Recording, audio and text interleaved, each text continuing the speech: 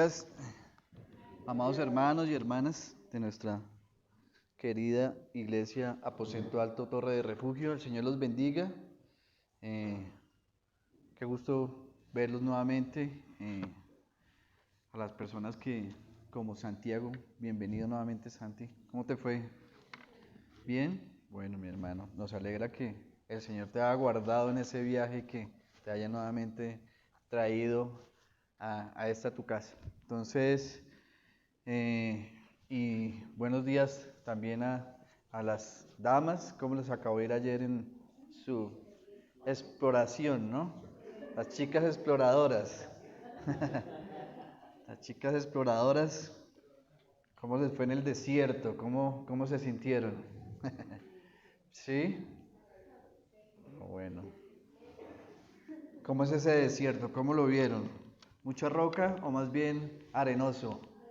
Arenoso, ¿cierto? Entonces, bueno, qué bueno de que el Señor también las haya guardado y también hayan podido tener un tiempo entre ustedes, compartiendo, apoyándose, ¿cierto? Dando amor, brindando amor, también unas a las otras, ¿cierto? Alentándose, me imagino, dándole fuerzas a las damas y a las niñas, ¿no? Entonces, no veo a Lisita. Ah, sí, Alicita está allá. ¿Cómo te fue, Alicita? Bien, Alicita. ¿Qué tal la experiencia? Agradable.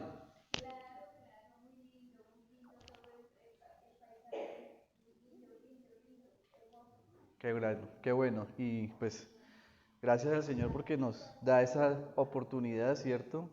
Por proveer los recursos, por proveer el tiempo, por aparejar todo. Y pues nada, qué grato. Que sea un motivo más también para que tanto jóvenes como varones también podamos nosotros trabajar en equipo, en unidad y también podamos nosotros desarrollar diferentes tipos de actividades y pues que podamos nosotros compartir como hermanos y hermanas. Señor, te damos gracias por este día, te damos gracias, Señor, por este tiempo, gracias por el privilegio, Señor, de poder disfrutar una mañana más, un despertar más, Señor, por el privilegio de abrir los ojos, Señor, de poder caminar, de poder respirar, Señor. Y gracias, Señor, porque tú nos has hecho libres, Señor. Gracias, Señor, porque tú nos liberas de la esclavitud del pecado, Señor. Gracias porque tú nos redimes, Señor, por tu obra preciosa en la cruz, Señor, derramando toda tu sangre, Señor, para que podamos nosotros ser limpiados, Señor, del pecado. Te damos gracias por este día y, Señor, te damos gracias por tu palabra, para que podamos nosotros escuchar tu palabra, Señor, y ser sabios en tu palabra, Señor. Que tu Espíritu Santo nos guíe y nos dé dirección, Señor, para que sea tu Espíritu, Señor, dándonos la fuerza, Señor, el entendimiento, el discernimiento de tu palabra, Señor. Te damos gracias y oramos en el nombre de tu Hijo amado, el Señor Jesucristo. Amén. Entonces, mis hermanos, estamos en el capítulo 7 del libro de Mateo. Todos ya sabemos que Mateo presenta al Señor Jesucristo como el Rey, ¿cierto? Como ese Rey mesiánico, ese Rey, ese Cristo profetizado en el Antiguo Testamento. Y estamos en el capítulo 7. Hemos visto ya el sermón, ¿cierto? Del Señor Jesucristo, el sermón del monte. Y en este capítulo 7 vimos hace 15 días, ¿cierto? Acerca de la puerta estrecha, también hablamos acerca de los falsos profetas. Entonces el Señor nos está brindando unas advertencias, nos está dando unas advertencias importantes para la vida, ¿cierto? De sus discípulos, de sus seguidores y pues para nuestra vida también. Entonces, esa primera advertencia la veíamos que solamente hay una puerta y que solamente hay un camino, ¿cierto? Entonces, para poder ingresar al reino de los cielos, y es esa puerta estrecha, ¿cierto? Ese camino angosto, y también nos advierte acerca de los falsos maestros y su influencia, ¿cierto? Perniciosa para el mundo. Entonces, vemos también ese llamado de atención que nos hace el Señor Jesucristo para que podamos también ver esa falsa profesión, ¿cierto? Ya que hay muchos que aparentan ser seguidores del Señor Jesucristo, pero son ¿qué? Engañadores, porque están extraviados de su reino. También veíamos acerca de la importancia, ¿cierto? En estas advertencias que nos está dando en este capítulo 7, en la finalización de este sermón de la montaña, acerca de la importancia de ser hacedores de la palabra y no solo oidores de ella. Entonces, es un tema que vamos a ver el día de hoy y el Señor nos va a ilustrar, ¿cierto? Por medio de dos casas y dos fundamentos distintos, y cómo el hombre sabio edifica su casa sobre la roca y cómo el hombre necio edifica sobre la arena. Entonces, el único fundamento sólido sobre el cual hay que edificar es precisamente sobre la palabra, ¿cierto? Que es ese fundamento indestructible, ¿cierto? Para nuestras vidas. Y veíamos cómo nos advertía acerca del acceso de la justicia de Dios y precisamente nos daba una pequeña introducción acerca de cómo era ese camino, ¿cierto? Y cómo era esa puerta que nos puede llevar a esta vida eterna, y eso lo veíamos en Mateo capítulo 7, versículo 13. Entonces, veíamos que precisamente hay caminos que llevan a dos distintos destinos diferentes, ¿cierto? Uno que lleva a la muerte eterna y el otro camino, el ancho, por el cual todo ser humano, ¿cierto? Al ingresar a esa puerta tiene que empezar a liberarse de esa carga. Entonces, veíamos que precisamente ese camino ancho era difícil en el sentido de que el hombre en su orgullo, ¿cierto? Tiene que ver su calidad de pecador, de confesar ese pecado y precisamente confesar el nombre del Señor Jesucristo como su Salvador. Entonces, no es fácil, ¿cierto? Vemos que el mundo le cuesta, ¿cierto? Le cuesta reconocer primero el pecado, ¿cierto? Porque pues, como vemos, todos o la mayoría se creen buenas personas, ¿cierto? Y a veces creen que por pequeñas cosas, ¿cierto? Porque pequeñas faltas no son representativas para el Señor, pero todos sabemos de que lo que significa para el Señor precisamente el pecado, que es la separación con Dios. Entonces, veíamos también Mateo en el capítulo 7, el 15, esa advertencia del cuidado acerca de los falsos maestros, ya que son perversos, ¿cierto? Y veíamos que decía, guardados de los falsos profetas. Estamos en Mateo 7:15. Guardados de los falsos profetas que vienen a vosotros con vestidos de ovejas, pero por dentro son lobos rapaces. Dice, por sus frutos los conoceréis. Dice, ¿acaso se recogen uvas de los espinos o higos de los abrojos? Así todo buen árbol da buenos frutos, pero el árbol malo da frutos malos, dice. No puede el buen árbol dar malos frutos, ni el árbol malo dar frutos buenos. Todo árbol que no da buen fruto es cortado, dice la palabra, y echado al fuego. Así que por sus frutos los conoceréis. Entonces, hay un paralelo de este pasaje en Lucas. En Lucas nos amplía y nos dice, no es buen árbol el que da malos frutos, ni árbol malo el que da buen fruto, porque cada árbol se conoce por su fruto, pues no se cosechan higos de los espinos, ni de las zarzas se vendimian uvas. Entonces, dice acá en el versículo 47, 45 de Lucas, dice, el hombre bueno del buen tesoro de su corazón saca lo bueno, y el hombre malo del mal tesoro de su corazón saca lo malo, porque de la abundancia del corazón habla la boca. Amén. Entonces, estamos viendo que bajo esa fachada, ¿cierto?, de superioridad moral, los falsos maestros se encuentran precisamente esa venenosa maldad. Pero acá el Señor Jesucristo nos está mostrando, nos está ilustrando, ¿sí?, una vez más por medio de la agricultura, ¿sí?, para poder aclarar este punto. Entonces, primero, dice, el fruto que un árbol produce precisamente es indicador, ¿sí?, acerca de la salud de ese árbol. Por lo tanto, no es buen árbol el que da malos frutos, ¿verdad? Ni árbol malo el que da un buen fruto. Los árboles buenos no producen frutos malos y que no se puedan comer. Tampoco los árboles malos producen fruto que sea comible. Entonces, esta imagen que nos da el Señor, ¿cierto?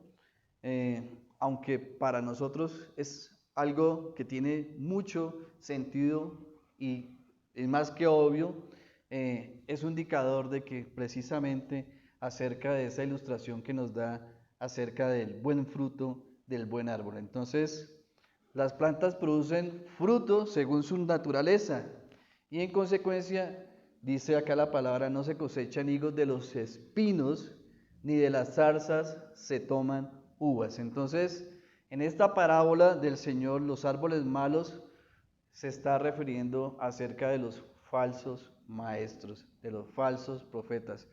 Y esto lo clarifica, ¿cierto?, Mateo en este versículo 7:15 cuando dice, guardaos de los falsos profetas que vienen a vosotros con vestidos de oveja, pero que por dentro son lobos rapaces. Lo cual también es ratificado en este versículo cuando dice, por sus frutos los conoceréis. ¿Acaso se recogen uvas de los espinos y los higos de los abrojos? Entonces, el Señor Jesucristo nos está ilustrando acerca de esa característica de esos falsos maestros frente, ¿cierto?, o en comparación con esos árboles que dan frutos malos. Y de igual forma, en Mateo 22:33, el Señor declaró a los fariseos y les dijo, o haced el árbol bueno y su fruto bueno, o haced el árbol malo y su fruto malo, porque por el fruto se conoce el árbol. Entonces, vemos precisamente cómo es aplicada este mensaje a los fariseos. Dice, generación de víboras, ¿cómo podéis hablar lo bueno siendo malo? ¿Cierto? Porque de la abundancia del corazón habla la boca. Entonces, vemos que el corazón es la raíz, es la fuente, ¿cierto? Y vemos cómo las palabras o las decisiones son los frutos de ese corazón. Entonces, esta aplicación es clara, ¿sí? Así como los árboles producen frutos de acuerdo a su naturaleza, así también ocurre con las personas. Entonces, el hombre bueno, de buen tesoro, dice, de su corazón, saca lo bueno. Y el hombre malo, del mal tesoro de su corazón, saca lo malo, ¿cierto? Entonces, los corazones de los justos, habiendo sido transformados por la obra regeneradora de la salvación, tiene un buen tesoro. Entonces, vamos a ver rápidamente 4 pasajes que nos va a hablar acerca de ese buen tesoro. Entonces, el primero de ellos es Jeremías 31:33. Jeremías 31:33 dice la palabra del Señor, pero este es el pacto que haré con la casa de Israel después de aquellos días, dice Jehová. Daré mi ley en su mente y escribiré a su corazón, y yo seré a ellos por Dios, y ellos me serán por pueblo. Amén. Entonces, estamos viendo precisamente esos buenos frutos de salvación en la obra regeneradora. En Ezequías 36:25 dice, esparciré sobre vosotros agua limpia, dice el Señor, y seréis limpiados de todas vuestras inmundicias y de todos vuestros ídolos os limpiaré. Y dice, os daré corazón nuevo y pondré espíritu nuevo dentro de vosotros y quitaré de vuestra carne el corazón de piedra y os daré un corazón de carne, dice, y pondré dentro de vosotros mi espíritu, y haré que andéis en mis estatutos y guardéis mis preceptos y los pongáis por obra. Habitaréis en tierras que di vuestros padres, y vuestros padres serán por pueblo, y yo sé por vosotros por Dios. Amén. Entonces, estamos viendo esos buenos tesoros, ¿no? Vemos Dios declarándose a su pueblo, ¿cierto? Dándoles, ofreciéndoles que Él iba a ser precisamente su Dios, ¿cierto? Vemos también el Dios también ofreciéndoles a su pueblo ese corazón nuevo y que les daría un espíritu nuevo, ¿cierto? Ese espíritu que pondría en ellos. Y ya en el Nuevo Testamento vemos en Juan 3:5 también al Señor que dice, respondió Jesús, de cierto te digo que el que no naciera de agua y el espíritu no puede entrar al reino de Dios. Entonces nos está mostrando también ese buen tesoro, ¿sí? En sus discípulos.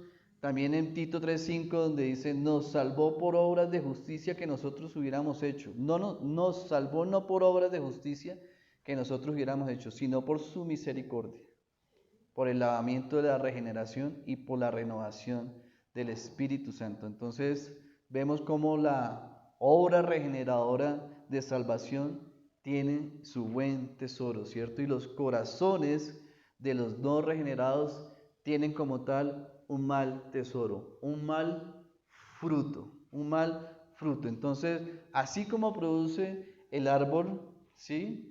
Revela precisamente su naturaleza, así también las personas, por medio de sus frutos, revelan sus corazones y sus tesoros que tienen en sus corazones. Entonces, ya que por la abundancia del corazón, dice la palabra, habla la boca, ¿cierto? Eso lo hemos visto en Proverbios 10:32, dice, los labios del justo saben hablar lo que agrada, mas la boca de los impíos habla perversidades, dice la palabra del Señor. Entonces, estamos viendo esa comparación que nos está dando el Señor Jesucristo frente a los árboles, ¿cierto?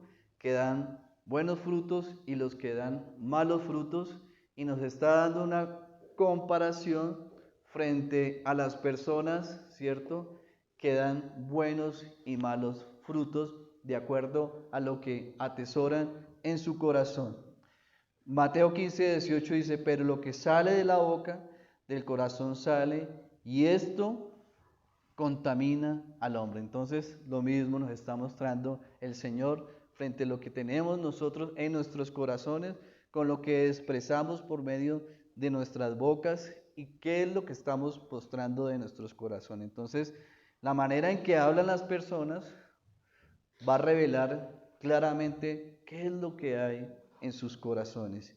Y quienes siguen, ¿cierto?, a los falsos maestros, pues manifestarán también ellos mismos esa corrupción que hay en sus corazones. Entonces, solamente los que siguen al Señor Jesucristo pueden producir, dice la palabra, frutos de arrepentimiento, que es lo que va a caracterizar, ¿cierto?, esa vida que ha sido transformada en el Señor. En Lucas 3:8 dice la palabra del Señor, haced pues frutos dignos de arrepentimiento y no comencéis a decir de entre vosotros mismos, tenemos a Abraham por padre, porque os digo que Dios puede levantar hijos a Abraham aún de estas piedras, dice el Señor. Entonces, una de las características de una vida transformada, ¿cierto? Nos lo muestra también Pablo en 2 Corintios 5:17. Dice Pablo, de modo que si alguno está en Cristo, nueva criatura es, ¿cierto? Las cosas viejas pasaron y aquí todas son hechas nuevas, dice la palabra. Entonces, es decir, que si es salvo, es una nueva creación, ¿cierto? Y si se deposita la fe en el Señor Jesucristo, esa persona es nacido de nuevo. 5:17.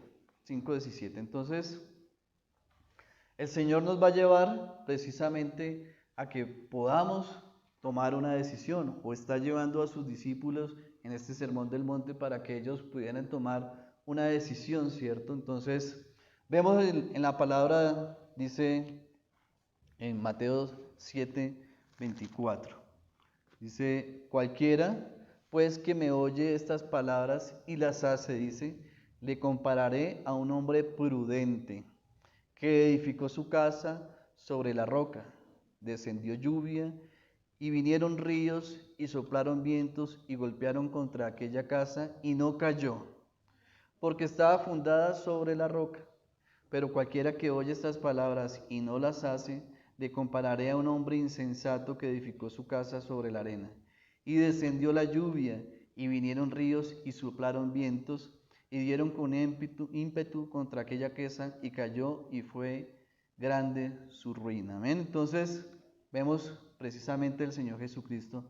También Lucas 6:46 nos muestra este pasaje acerca de los dos cimientos y nos va a agregar algo que también nos aporta. Precisamente dice, ¿por qué me llamáis Señor, Señor y no hacéis lo que yo digo? Dice el Señor, todo aquel que viene a mí y oye mis palabras y las hace, os indicaré a quién es semejante. Dice, semejante es el hombre que al edificar una casa, cavó y ahondó, dice, y puso el fundamento sobre la roca, y cuando vino una inundación, el río dio con ímpetu contra aquella casa, pero no la pudo mover, porque estaba fundada sobre la roca. Mas el que oyó y no lo hizo, semejante es al hombre que edificó a su casa sobre la tierra, sin fundamento, contra la cual el río dio con ímpetu y luego cayó, y fue grande la ruina de aquella casa. Amén. Entonces, vemos cómo el Señor Jesucristo, ¿cierto?, está retando, está desafiando a la gente precisamente para que puedan tomar una decisión. Y todos hemos pasado por alguna etapa de nuestra vida frente al proceso de poder tomar una decisión, ¿cierto? ¿Qué es que voy a estudiar? ¿Qué profesión quiero hacer? ¿En qué quiero trabajar? ¿Cuáles son mis relaciones sociales? ¿Cuáles son mis relaciones amorosas? ¿Cierto? Entonces, siempre en nuestras vidas estamos en procesos de tomar decisión, ¿no? Si sale uno de la casa, continuamente está tomando decisiones, ¿cierto? Pero, pues, hay una decisión que opaca, ¿cierto?, a todas estas pequeñas decisiones que tomamos en nuestra vida. Y es la decisión, ¿cierto?, frente a la vida eterna, a ese destino final, ¿cierto?, que cada hombre, que cada mujer va a tomar en sus vidas. Entonces, esta palabra del Señor, ¿cierto?, nos va a ayudar para que podamos ver sobre qué fundamento, ¿cierto?, se puede tomar la mejor decisión. Entonces, esta parábola finaliza, ¿cierto?, frente al tema de esos dos aspectos importantes a la hora de tomar decisiones. Uno es su naturaleza y también acerca de su consecuencia. Entonces, frente a la naturaleza de la decisión, dice precisamente el versículo que leímos en Lucas, dice, ¿por qué me llamáis Señor, Señor, y no hacéis lo que yo digo? Entonces, vemos muchos sistemas religiosos, ¿no? Muchas religiones que dan diferentes tipos de acceso, ¿cierto?, a esos destinos finales en las vidas de las personas que pueden hacer decisiones o aparentes decisiones. Pero vemos que este tipo de sistemas religiosos pues no son apegadas a la verdad, no son apegadas a la verdad. ¿Por qué? Porque muchos de estos tipos de religiones están fundamentadas en las buenas obras, ¿cierto?, en el hombre tratando de hacer méritos para poder ser salvos. Pero, ¿cuál es precisamente o en qué está fundamentada esa decisión de la cual podemos decir que es un fundamento sólido, es un fundamento indestructible? Vemos que precisamente el mismo Señor Jesucristo en Juan 14:6, ¿cierto?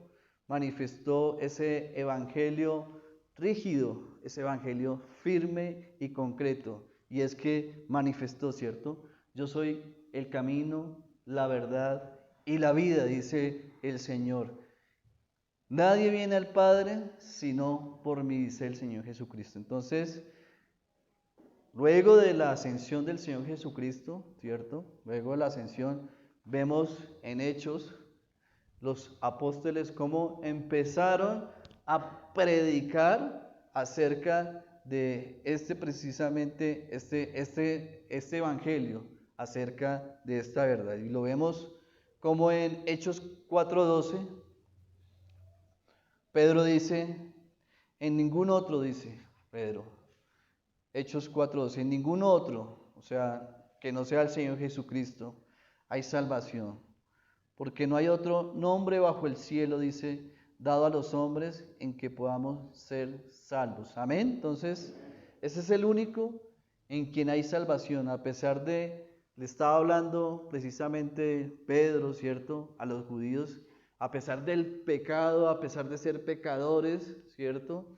A pesar de que eran personas que no estaban cumpliendo precisamente esa ley, les estaba ofreciendo a ellos, ¿cierto? Ese evangelio verdadero.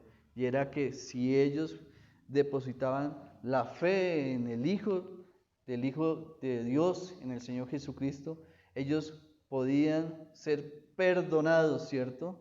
Que ellos podían ser perdonados y disfrutar precisamente de la vida eterna. Esa es la hermosa gracia, ¿cierto? Ese es el hermoso amor, ese hermoso misericordia del Señor mostrándola a Pedro, ¿cierto? A este pueblo judío. En caso de que vemos también cómo, aparte del cristianismo bíblico, ¿cierto? Vemos una religión que podría acercarse, ¿cierto? Precisamente a este alcance de ser reino celestial, ¿cierto? Y precisamente lo vemos en el judaísmo, ¿cierto? En el judaísmo porque compartimos, ¿cierto? Ese mismo Antiguo Testamento, ¿cierto? Compartimos esa palabra de Dios por medio de la revelación del Señor. También somos, o ellos también son creyentes, somos creyentes de ese mismo Dios de Abraham, ¿cierto? De ese mismo Dios de Isaac, de ese mismo Dios de Jacob, del mismo ese Dios de José y de las 12 tribus. Entonces, también somos creyentes, ¿cierto? Tanto judíos como cristianos, de un Dios santo, ¿cierto? Omnipotente, todopoderoso, omnisciente, amoroso, misericordioso, bondadoso, ¿cierto? Sustentador, proveedor, justo. ¿Qué más? Salvador, ¿cierto? Un Dios que es misericordioso, bueno, sustentador, omnipotente. Entonces, además, ambos creen precisamente en la realidad del pecado y cómo precisamente ese pecado nos separa de Dios, ¿ya? Entonces, sin embargo, el Señor Jesucristo estaba hablando precisamente a este pueblo en este sermón del monte, sentado en esta montaña, ¿cierto? Hablándoles acerca de ese nuevo evangelio. Entonces, muchos estaban fascinados, muchos eran sus seguidores, ¿cierto? Habían grandes multitudes que lo seguían precisamente a donde él iba. Vimos en el comienzo de Mateo cómo iba por Galilea, por Nazaret, ¿cierto? Predicando, sanando, hablando del evangelio. Entonces el Señor tenía muchos seguidores, y muchos se identificaron también como sus discípulos de Cristo y afirmaban precisamente que Él era su amo y su maestro. Pero, ¿cierto? A pesar de todo esto, muchos no alcanzaron a la salvación porque no obedecieron, no obedecieron. Entonces, según deja claro esta pregunta directa del Señor Jesucristo, dice, ¿por qué me llamáis Señor, Señor, y no hacéis lo que digo? Entonces, el Señor Jesucristo nos está mostrando, ¿cierto?, que la sumisión es un elemento que no es negociable en la salvación. No es negociable, ¿cierto?, este elemento en la salvación. Y vemos como en 1 Romanos 10:9 declara este pasaje explícitamente y dice, si confesares con tu boca que Jesús es el Señor y creyeres en tu corazón que Dios le levantó de los muertos, serás ¿qué? Salvo. Entonces, vemos como la fe salvadora es fe obediente, es una fe obediente, y vemos también como Pablo en Hechos 6:17 relata que muchos de los sacerdotes obedecían a la fe. Entonces, en Romanos, el apóstol Pablo nos habla precisamente de la obediencia en la relación de la fe que salva. Hay 3, 4 versículos, voy a leer solamente uno. Dice Romanos 16:26, dice, pero ¿qué ha sido manifestación ahora y que por las escrituras de los profetas, según el mandamiento de Dios eterno, se ha dado a conocer a todas las gentes para que obedezcan la fe? Entonces, la fe verdadera, la que salva, siempre va a generar la obediencia y la sumisión al Señor Jesucristo. Esa es la fe verdadera y esa es la que está sustentada, esa fe verdadera. El Señor Jesús, vemos en Hebreos 5:9 que nos habla y dice, habiendo sido perfeccionado, vino a ser autor de eterna salvación para todos los que obedecen. Entonces, estamos viendo cómo es un elemento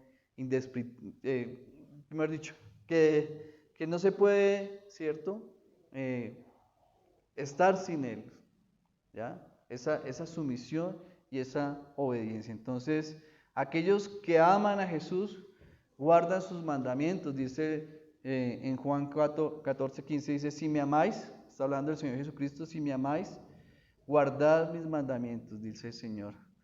Dice también en 15:20, si guardareis mis mandamientos, permanecéis en mi amor, así como yo he guardado los mandamientos de mi Padre y permanezco en su amor. Amén. Entonces me recuerda la predicación de César, que nos hablaba y nos exhortaba en cómo nosotros debíamos permanecer en el Señor, ¿cierto?, para que Él también permaneciera en nosotros. Y Pablo pronunció precisamente una maldición sobre a quienes rechazan al Señor Jesucristo. Esto lo vemos en 1 Corintios 16:22, donde dice, y el que no amare al Señor Jesucristo será anatema, ¿cierto? El Señor viene, amén. Entonces está hablando de que aquel que no amare al Señor Jesucristo será maldito, será apartado, dice el apóstol Pablo. Entonces, los requisitos no negociables es precisamente confesar el pecado, arrepentirnos del pecado y confesar al Señor Jesucristo como el único Salvador. Es lo necesario para que podamos ser salvos de acuerdo a los pasajes. Entonces, aquellos que inculpan precisamente estos aspectos, pero que confían en las buenas obras y los rituales religiosos, no verán el cielo, por más sinceras que sean precisamente esas creencias religiosas. Santiago advirtió en Santiago 1:22, el libro de Santiago dice, sed hacedores de la palabra y no tan solamente oidores, engañándoos a vosotros mismos, dice la palabra. Entonces, vemos como Santiago nos está hablando que seamos continuamente, no temporalmente, sino continuamente, seamos esforzados por ser hacedores de la palabra del Señor. Entonces, vamos a leer el pasaje en Santiago 1:22-25, dice, pero sed hacedores de la palabra, no tan solamente oidores, engañándonos a vosotros mismos. Porque si alguno es oidor de la palabra, pero no hacedor de ella, este es semejante al hombre que considera en un espejo su rostro natural, porque él se considera a sí mismo y se va y luego olvida cómo era. Entonces, es importante, ¿cierto? La debida atención en la palabra de Dios. Entonces, si la obediencia a sus verdades no solo deja de tener precisamente beneficios, sino que se convierte en un juicio adicional contra los lectores, ¿cierto?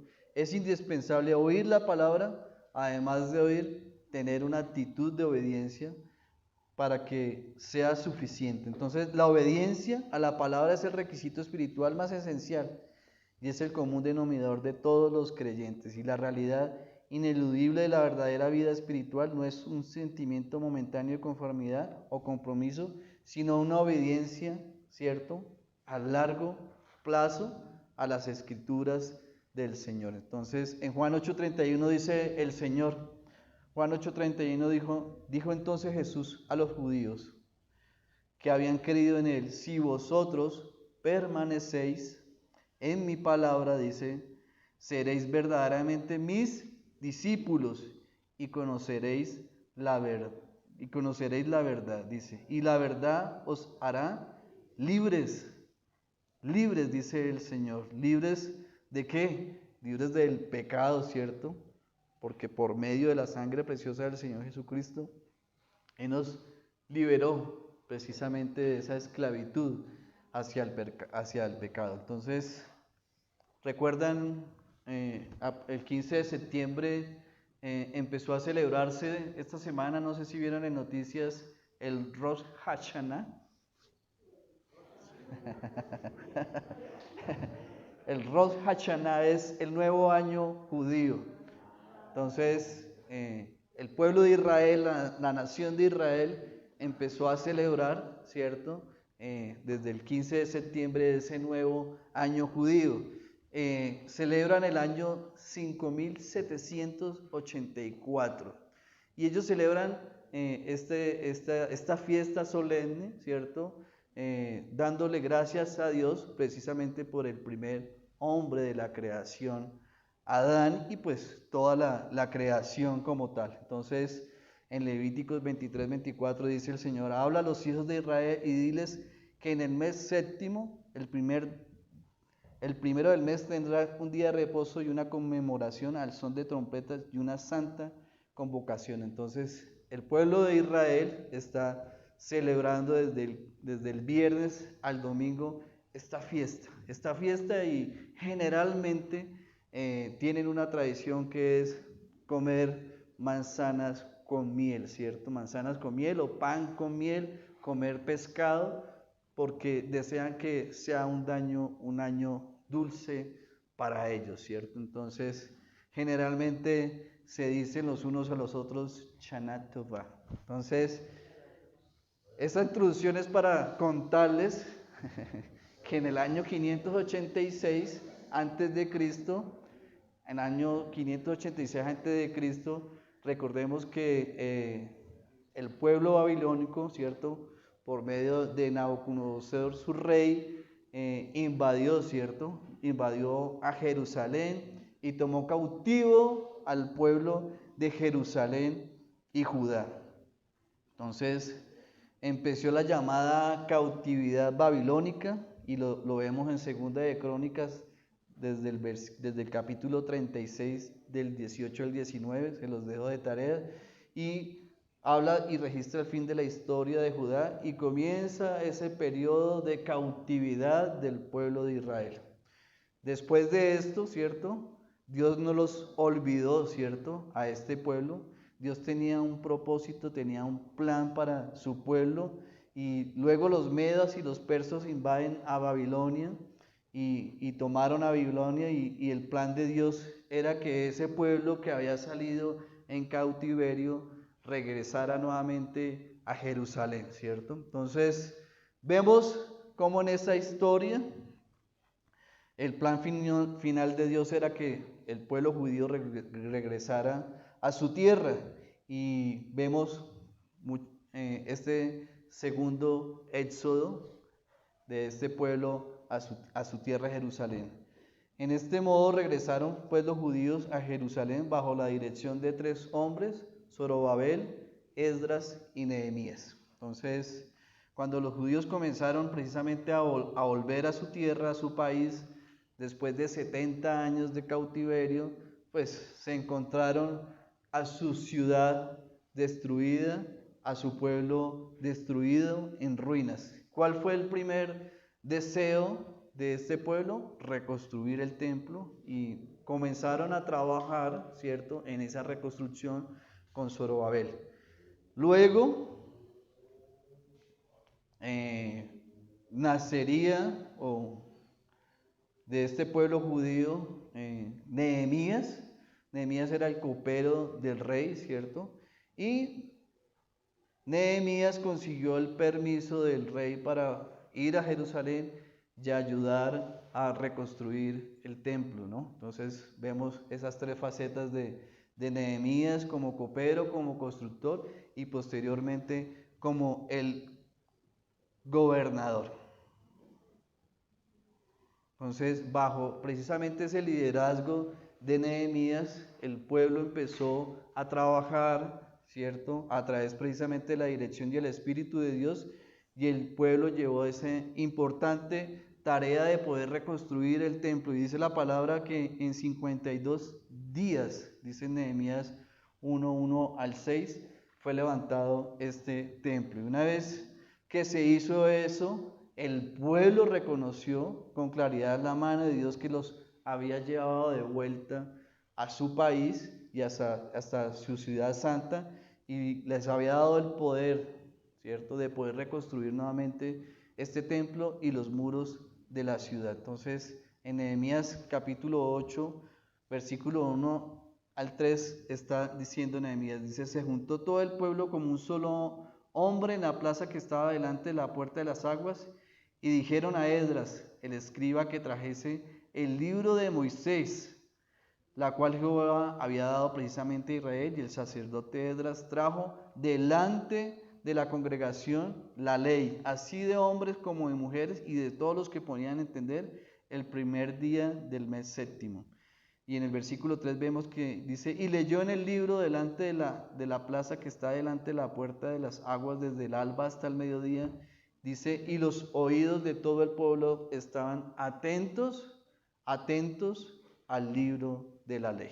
Luego vemos versículo 5 al 6, dice: y abrió pues Esdras el libro a ojos de todo el pueblo, porque estaba más alto que todo el pueblo, y cuando lo abrió todo el pueblo estuvo atento, y bendijo entonces Esdras a Jehová, Dios grande, dice, y todo el pueblo respondió: amén, amén, alzando sus manos, y se humillaron y adoraron a Jehová, inclinados en la tierra. Y posteriormente en el versículo 8 dice: y leían el libro de la ley de Dios claramente, y ponían el sentido, de modo de que entendiesen las lecturas. Entonces vemos acá como el sacerdote Esdras y otros se turnaron para leer, ¿cierto?, la interpretación de la ley para este pueblo.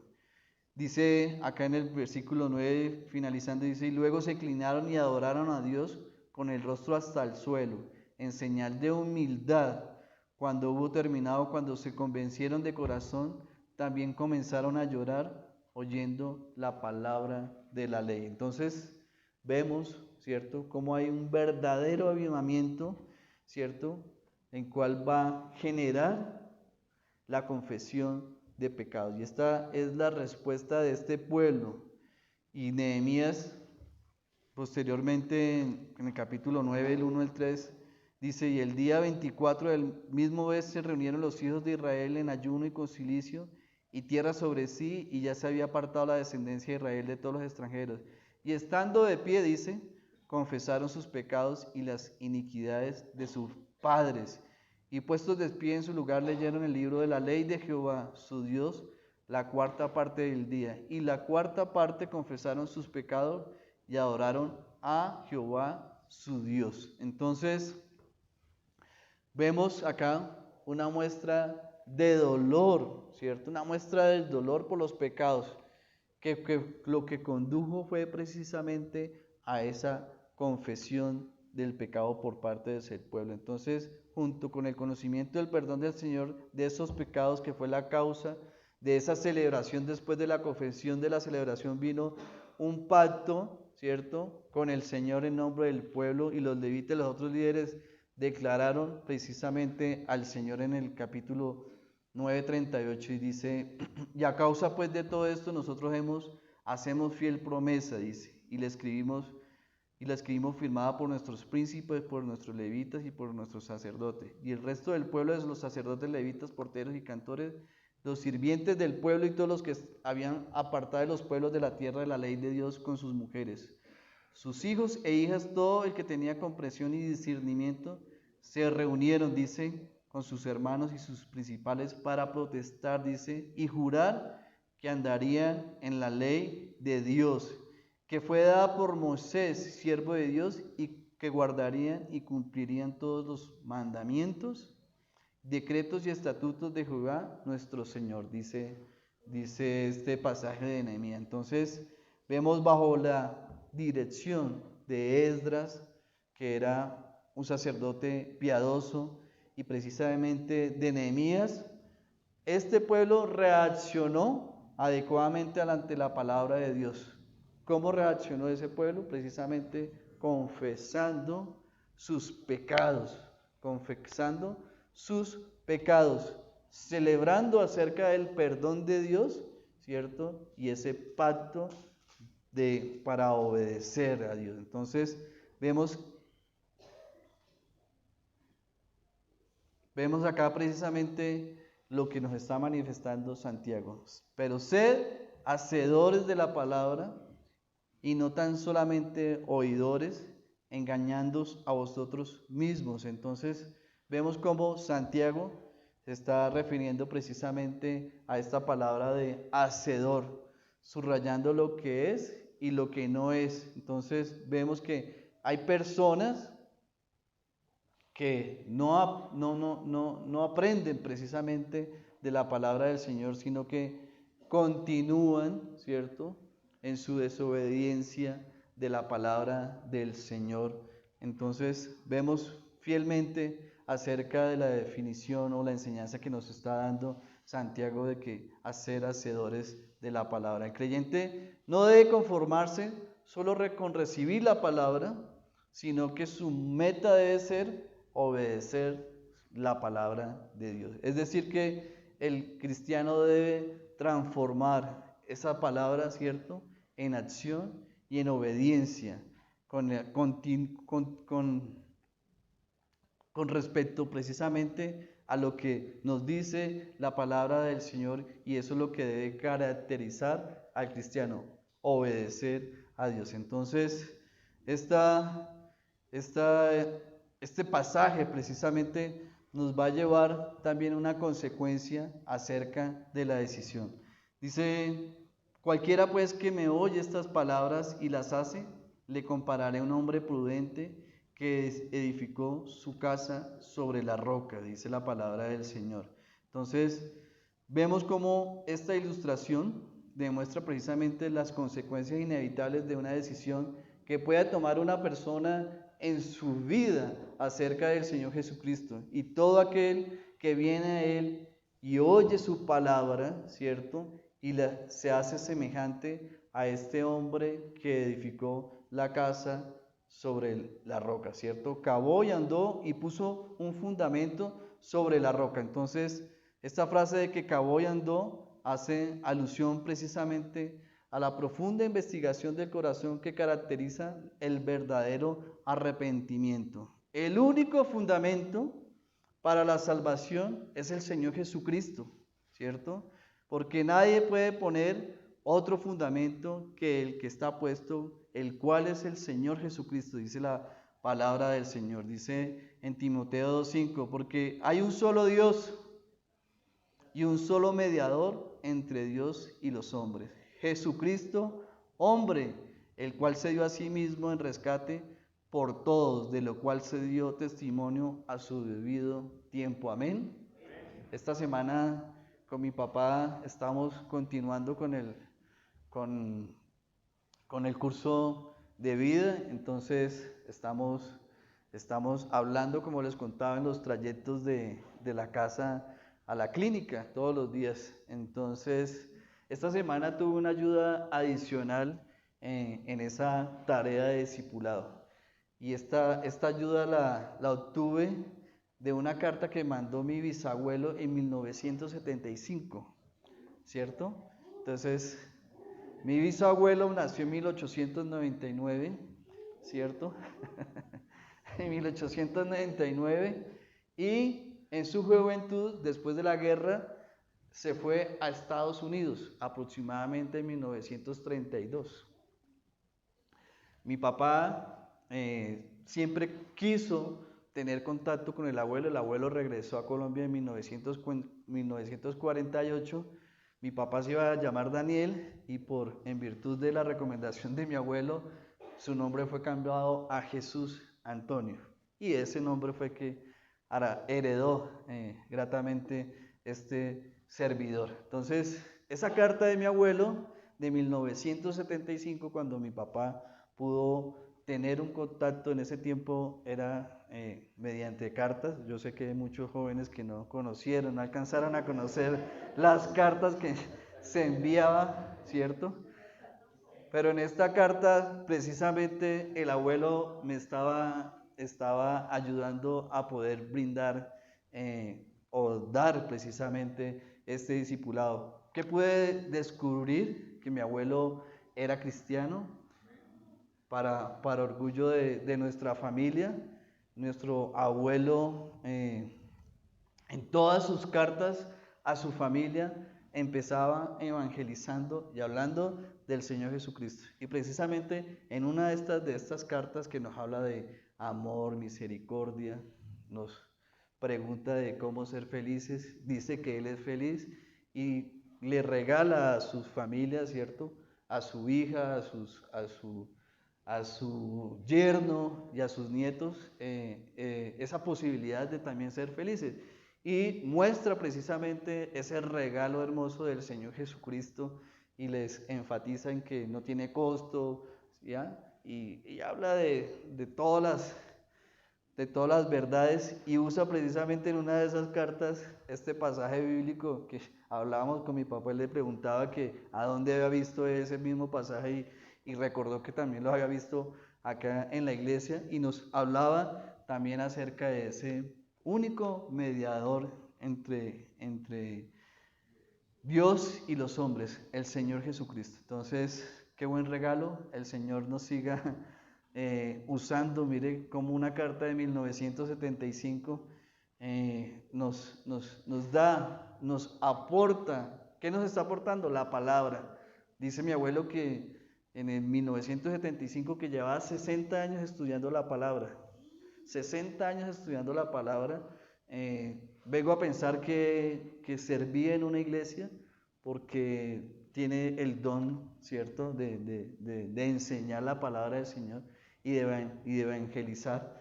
Entonces, qué grato poder tener esa satisfacción de que una persona a quien no conocí, ¿cierto?, en todas sus cartas ora, ruega, ¿cierto?, hace plegarias a Dios, llama a Él a su prole, a sus hijos, a sus nietos, ¿cierto?, y por sus bisnietos. Entonces, qué grato poder contar con ese fundamento, el Señor Jesucristo. Y eso es, ¿cierto?, ese es el deseo del Señor precisamente en este sermón, darnos ese fundamento sólido, el mismo fundamento de hace 48 años, de 1975, es el mismo fundamento de hoy, 2023. Estamos hablando de esa misma roca, ¿cierto? Esa roca sólida, ¿cierto? Y en esas rocas que estamos fundados, ¿cierto? Nosotros, nuestra fe, nuestras creencias, y en esa misma roca, ¿cierto?, es la que comparte el Señor para que mi familia, mis padres, también puedan ellos edificar, ¿cierto? Edificar, fundamentar. ¿Para qué? Para que cuando venga ese juicio divino que nos habla, esos vientos, ¿cierto? Esa lluvia, ¿cierto? Que se está haciendo referencia a ese juicio divino, a ese juicio venidero, ¿cierto? Esas personas que estamos fundamentados en esa roca, ¿cierto? Sobre esa roca, no vamos a tener ningún tipo de zarandeada, ¿cierto? Porque estamos fundamentados en Dios. Pero los que no están, ¿cierto? Cimentados sobre la roca, sino que están cimentados en la arena, que son esos falsos maestros, esos falsos seguidores de Dios, o los que finalmente no están fundamentados en Él, como los que abiertamente manifiestan que son ateos. Ellos van a tener una consecuencia. Y se descendió lluvia y vinieron ríos y soplaron vientos y se dieron con ímpetu contra aquella casa y cayó, y fue grande su ruina. ¿Cuál es esa grande ruina de las personas que no tienen ese fundamento en Dios, en esa fe? ¿Qué van a hacer? Tienen una vida, ¿cierto?, separados de Dios, una muerte eterna, una muerte eterna. Ese es el mensaje, ¿cierto?, del Señor para nuestras vidas. Los que no han creído aún en el Señor, aún no han depositado esa fe, ¿cierto?, en el Señor Jesucristo. Eso es lo que está invitando el Señor. Oye estas palabras. Oye estas palabras, dice el Señor. Oye estas palabras. ¿Cuáles palabras? Las de la carta, ¿cierto? En la predicación, en la lectura bíblica. Escucha estas palabras que dice: y te compararé con un hombre prudente que edificó la casa sobre la roca. Señor, te damos gracias por tu palabra, Señor. Gracias porque nos das el privilegio de poderla escucharla, Señor. El privilegio de poder nosotros conocer tu verdad, Señor, y tu verdad nos hará libres. Amén. Bendito eres tú, Señor, y alabado sea tu nombre, Señor, por tu salvación, porque en ti tenemos nuestra salvación, porque tú eres el único mediador, Señor, con Dios, para que podamos nosotros venir por tu sangre preciosa derramada en la cruz, buscando la presencia de nuestro Señor, nuestro Padre Celestial. Gracias te damos, Señor, porque podemos hoy conocer más acerca de ti, acerca de tu voluntad y cuál es el deseo que tú quieres para las personas, que podamos ser tus seguidores, ser tus verdaderos discípulos, Señor, ser afirmados, Señor, sobre la roca, y que nuestras vidas, Señor, también sean santas, Señor, y que podamos perseverar en la santidad, que seamos obedientes, Señor, que podamos ser conscientes de nuestro pecado, de confesar nuestro pecado, Señor, y que podamos también confesar tu santo nombre, el nombre del Señor Jesucristo, como Señor y Salvador. Amén.